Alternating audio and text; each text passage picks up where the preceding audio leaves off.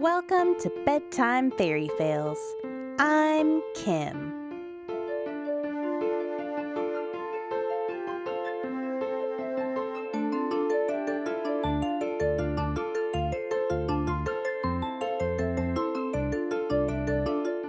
This story was made possible in part by the live play D&D podcast All D20.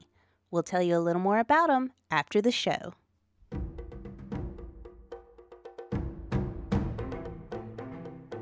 This story comes from the Dungy Boys.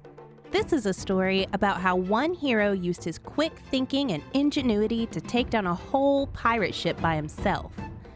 This is As a Matter of Artifact. Once upon a time, a group of heroes were in a small ship heading towards the city of Kalimport. They were on a rescue mission to free some members of the party's tribe from the bonds of slavery. Slavery by demons, no less. This was a very serious mission. Our party consisted of a human cleric named H.K. Miatley, a human ranger named Gunnar, Moro, the Shadar Kai rogue/warlock, Shalendra, the elf druid, a half-orc warrior named Yogg, and finally, the man of the hour, a half-drow, half-copper dragon sorcerer named Velkin. Now, like I said, the party is headed towards Kalimport when they are suddenly set upon by two pirate ships. They split up and begin coming at the party's vessel from both sides and start bombarding the ship with their cannons. This was not good. You see, the party's ship had recently been through some bad weather and was already very damaged. They can't take very much cannon fire before they sink, so the group springs into action. We have to take the fight to them! Yells HK. Maybe we can capture one of their ships for ourselves! Everyone agrees, and all of them except Velkin uses the spell Fly, which is pretty self-explanatory, to take to the air and head towards the smaller of the two pirate ships. However, the pirates weren't going to just let them board their ship, so they're met with some heavy resistance. Gunnar pulls out his longbow and yells, I'll give you some cover! You guys get on board! He then begins taking out the crew one by one with his arrows. Yogg takes this opportunity to land on the ship and start fighting some pirates. Meanwhile, Morrow uses his Shadow Step ability to sneak on deck unseen behind some of the crew members. He then begins quietly taking them down as well. HK and Shalendra continue fighting and looking for a way onto the ship, while also keeping the attention of the ship's captain. Eventually, Yogg is knocked unconscious. But Yogg is special. So when he's knocked out, the shadow of an old god that lives inside of him awakens. He stands up and just begins wreaking havoc on everyone. Friend or foe, it didn't matter. Everyone was caught up in the devastation. The captain of the pirate ship decides this is a good time to abandon ship and flees for his life. It was only due to some quick thinking from HK that Yogg was subdued and the ship was won. Now, I know what you're thinking. Velkin wasn't even in that fight. How did he save the day? Well, while the rest of the party is fighting the smaller pirate ship, Velkin is still on board the hero ship and is getting fed up with the continued bombardment. So he decides to try and disable the bigger ship completely alone. First, he tries teleporting over and blasting holes in the hull of the ship, but he's repelled every time by a crafty pirate mage. Desperate to end the cannon fire and save his own life, Velkin comes up with a brilliant and risky plan. First, he casts greater invisibility on himself so he can move around unseen. Then, he uses his otherworldly wings ability to summon a translucent set of copper dragon wings so that he could fly. He then flies up over the center of the ship and takes out his secret weapon, a small carved artifact of Galder's Tower. Now, this artifact could summon a 2- or 3-story tower made of stone, a portable home, if you will. So Velkin speaks the magic words and drops the tower, shouting, There's no place like home! He watches as the tower falls, expanding bigger and bigger until a full-size stone tower crashes down through the middle of the large ship, splitting it completely in half and tossing the crew overboard into the ocean. Velkin quickly swoops down and grabs his tower before it sinks, then proceeds to take out the remaining pirates, like a total boss. Velkin then teleports back to his own ship and waits smugly for his party members to return. When they arrive, HK looks around for a moment before asking, Wait, where's the other ship? Velkin gives a huge grin and says, Oh, I took care of that myself. What? How? exclaims Shalandra in disbelief. Velkin goes on to tell his heroic story, making sure to give plenty of detail. So, with the pirates vanquished, the party continues on their way to Kalimport, with Velkin making sure to mention his solo accomplishment as often as possible. The end.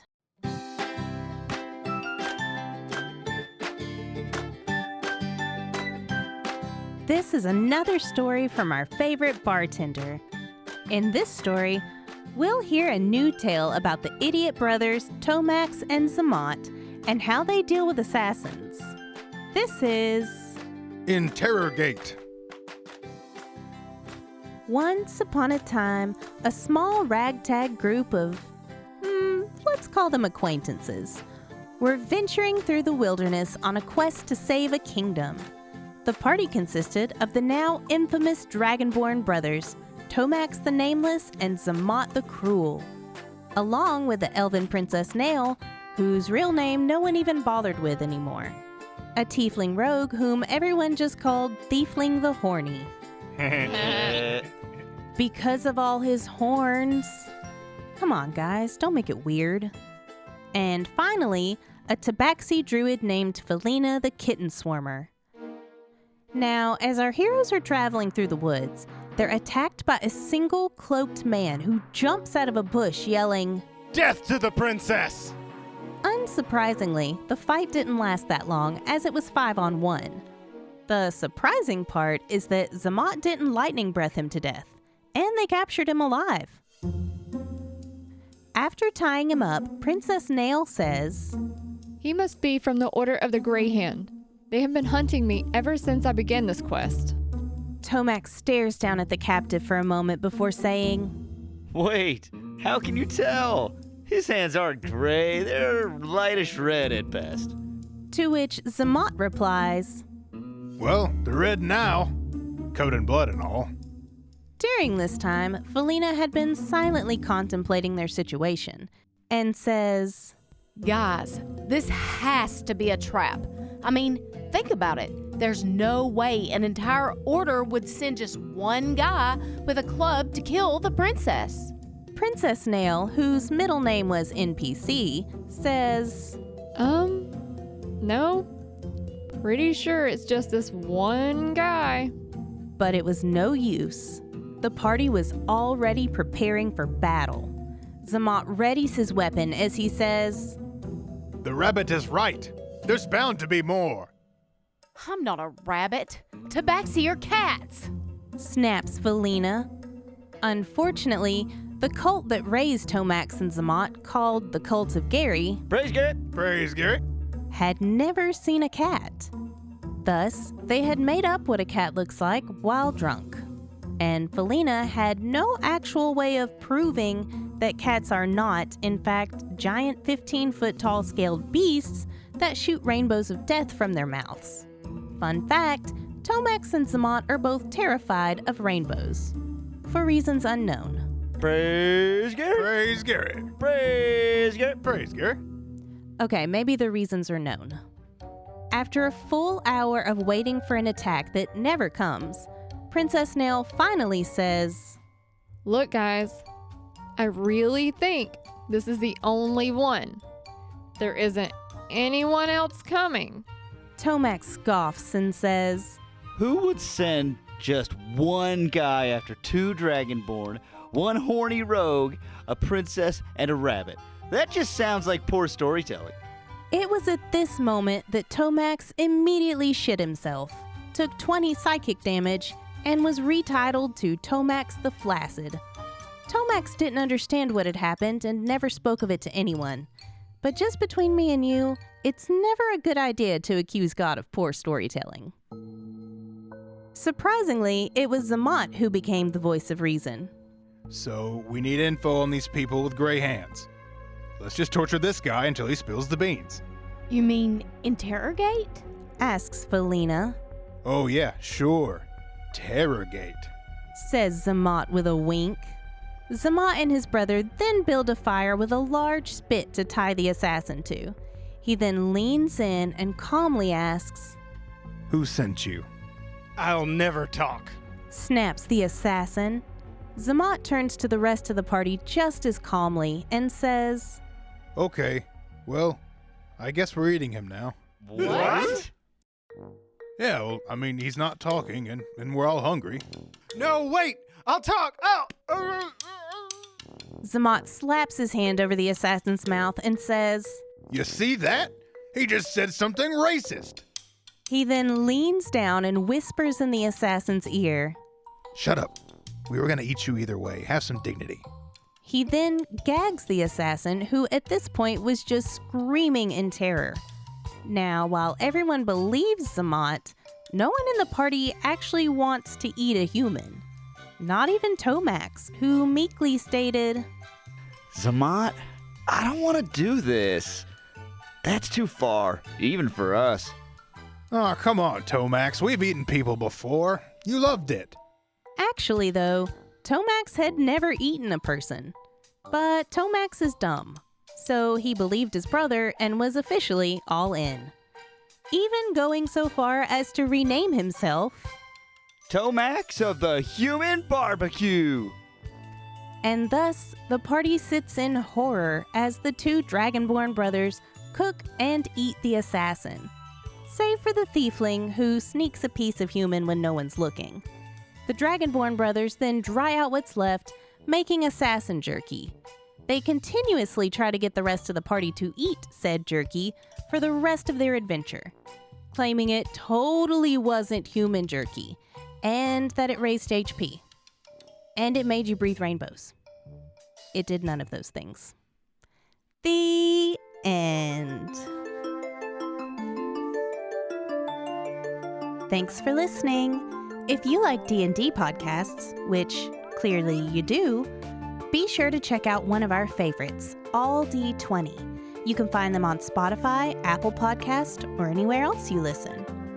To submit a fail, visit our website at bedtimefairyfails.com or message me on Instagram or Facebook. You can find me on Instagram and Facebook as Bedtime FairyFails.